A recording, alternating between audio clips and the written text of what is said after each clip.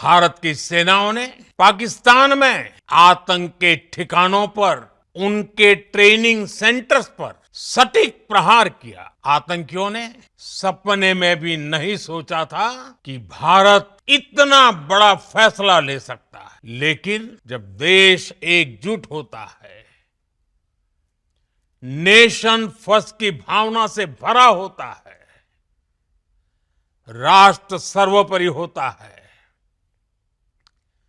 तो फौलादी फैसले लिए जाते हैं, परिणाम लाकर दिखाए जाते हैं। जब पाकिस्तान में आतंक के अड्डों पर भारत की मिसाइलों ने हमला बोला, भारत के ड्रोन्स ने हमला बोला, तो आतंकी संगठनों की इमारतें नहीं, बल्कि उनका हौसला भी थर्रा गया। बहावलपुर और मुरिद के जैसे आतंकी ठिकाने एक प्रकार से ग्लोबल टेररिज्म की यूनिवर्सिटीज रही है। दुनिया में कहीं पर भी जो बड़े आतंकी हमले हुए हैं, चाहे 9/11 हो, चाहे लंदन ट्यूब बॉम्बिंग हो, या भारत में दशकों से जो बड़े बड़े आतंकी हमले हुए हैं, उन सब के तार कहीं ना कहीं आतंक के इन्हीं ठिकानों से जुड़ते रहे हैं। आतंकियों ने हमारी बहनों का सिंदूर उजाड़ा था, इसलिए भारत ने आतंक के ये हेडक्वार्टर्स उजाड़ दिए। भारत के इन हमलों में 100 से अधिक खूंखार आतंकवादियों को मौत के घाट उतारा गया है। आतंक के बहुत सारे आका बीते 2.5-3 दशकों से खुलेआम पाकिस्तान में घूम रहे थे, जो भारत के खिलाफ साजिशें करते थे। उन्हें भारत ने एक झटके में खत्म कर दिया। साथियों, भारत की इस कार्रवाई से पाकिस्तान घोर निराशा में गिर गया था, हताशा में गिर गया था, बौखला गया था। और इसी बौखलाहट में उसने एक और दुस्साहस किया। आतंक पर भारत की कार्रवाई का साथ देने के बजाय पाकिस्तान ने भारत पर ही हमला करना शुरू कर दिया। पाकिस्तान ने हमारे स्कूलों, कॉलेजों को, गुरुद्वारों को, मंदिरों को, सामान्य नागरिकों के घरों को निशाना बनाया। पाकिस्तान ने हमारे सैन्य ठिकानों को निशाना बनाया। लेकिन इसमें भी पाकिस्तान खुद बेनकाब हो गया। दुनिया ने देखा कि कैसे पाकिस्तान के ड्रोन्स, पाकिस्तान की मिसाइलें भारत के सामने तिनके की तरह बिखर गई। भारत के सशक्त एयर डिफेंस सिस्टम ने उन्हें आसमान में ही नष्ट कर दिया। पाकिस्तान की तैयारी सीमा पर वार की थी। लेकिन भारत ने पाकिस्तान के सीने पर वार कर दिया। भारत के ड्रोन्स, भारत की मिसाइलों ने सटीकता के साथ हमला किया। पाकिस्तानी वायुसेना के उन एयरबेस को नुकसान पहुंचाया, जिस पर पाकिस्तान को बहुत घमंड था।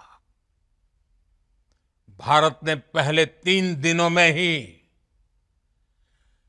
पाकिस्तान को इतना तबाह कर दिया जिसका उसे अंदाजा भी नहीं था। इसलिए भारत की आक्रामक कार्रवाई के बाद पाकिस्तान बचने के रास्ते खोजने लगा। पाकिस्तान दुनिया भर में तनाव कम करने के लिए गुहार लगा रहा था और बुरी तरह पीटने के बाद इसी मजबूरी में 10 मई की दोपहर को पाकिस्तानी सेना ने हमारे डीजीएमओ को संपर्क किया।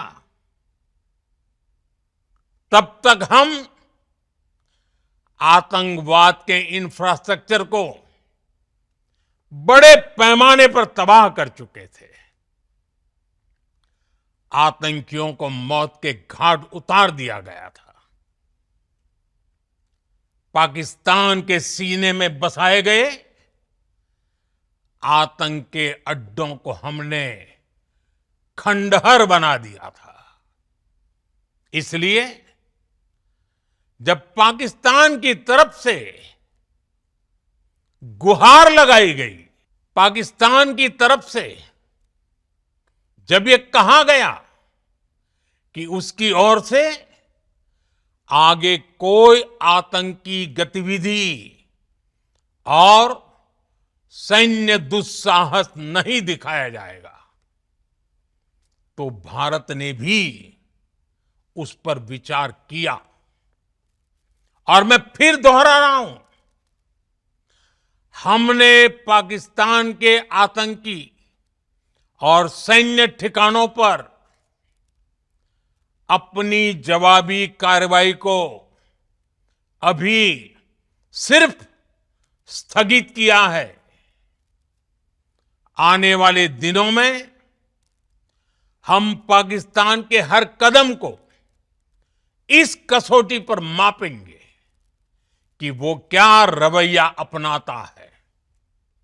साथियों, भारत की तीनों सेनाएं, हमारी एयरफोर्स, हमारी आर्मी और हमारी नेवी, हमारी border security force BSF, Bharat के अर्धसैनिक बल लगातार अलर्ट पर है।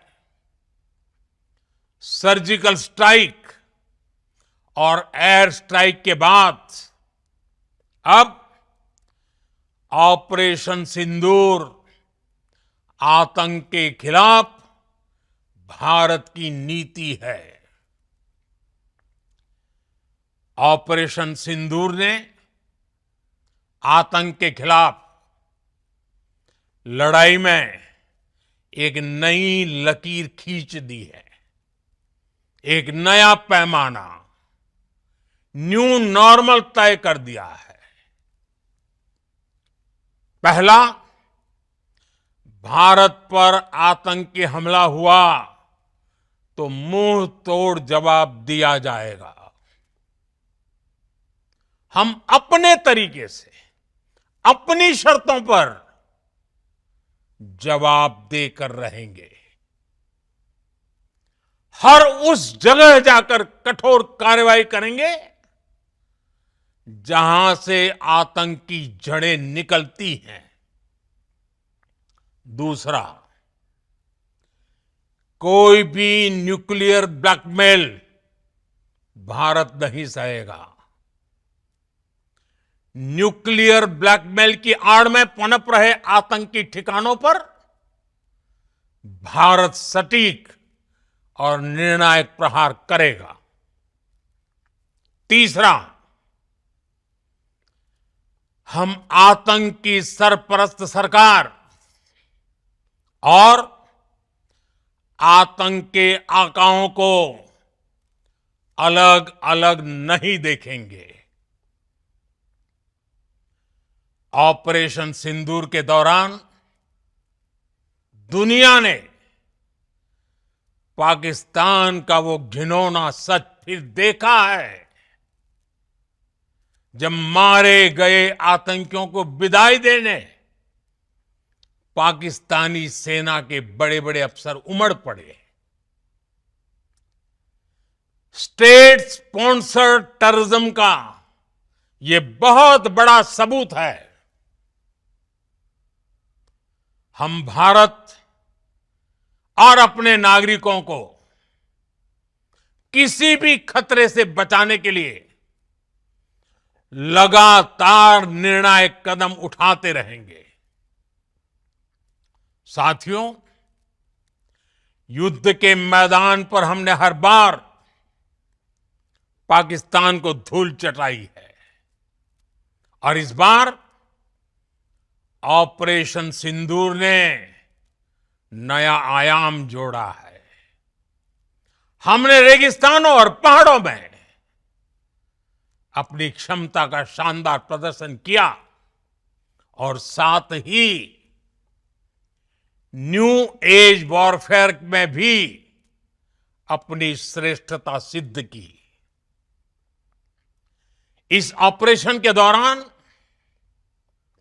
हमारे मेड इन इंडिया हथियारों की प्रामाणिकता सिद्ध हुई। आज दुनिया देख रही है 21वीं सदी के वॉरफेयर में made in India defence equipments,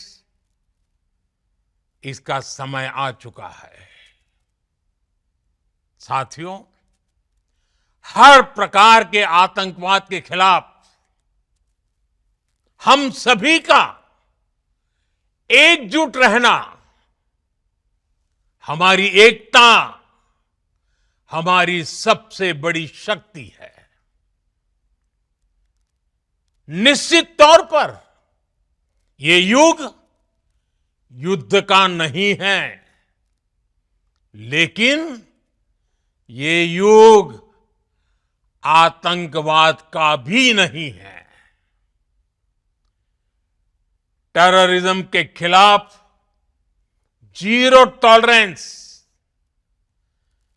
ये एक बेहतर दुनिया की गारंटी है। साथियों, पाकिस्तानी फौज, पाकिस्तान की सरकार जिस तरह आतंकवाद को खाद पानी दे रहे हैं, वो एक दिन पाकिस्तान को ही समाप्त कर देगा। पाकिस्तान को अगर बचना है तो उसे अपने टेरर इंफ्रास्ट्रक्चर का सफाया करना ही होगा। इसके अलावा शांति का कोई रास्ता नहीं है। भारत का मत एकदम स्पष्ट है। टेरर और टॉक एक साथ नहीं हो सकते। टेरर और ट्रेड एक साथ नहीं चल सकते और पानी और खून भी एक साथ नहीं बह सकता। मैं आज विश्व समुदाय को भी कहूंगा, हमारी घोषित नीति रही है, अगर पाकिस्तान से बात होगी तो टेररिज्म पर ही होगी। अगर पाकिस्तान से बात होगी तो पाक ऑक्युपाइड कश्मीर पीओके उस पर ही होगी। प्रिय देशवासियों, आज बुद्ध पूर्णिमा है। भगवान बुद्ध ने हमें शांति का रास्ता दिखाया है। शांति का मार्ग भी शक्ति से होकर जाता है। मानवता शांति और समृद्धि की तरफ बढ़े, हर भारतीय शांति से जी सके, विकसित भारत के सपने को पूरा कर सके, इसके लिए भारत का शक्तिशाली होना बहुत जरूरी है। और आवश्यकता पड़ने पर इस शक्ति का इस्तेमाल भी जरूरी है। और पिछले कुछ दिनों में भारत ने यही किया है। मैं एक बार फिर भारत की सेना और सशस्त्र बलों को सैल्यूट करता हूं। हम भारतवासी के हौसले, हर भारतवासी का एकजुटता का शपथ, संकल्प, मैं उसे नमन करता हूं। बहुत बहुत धन्यवाद। भारत माता की जय। भारत माता की जय। भारत माता की जय।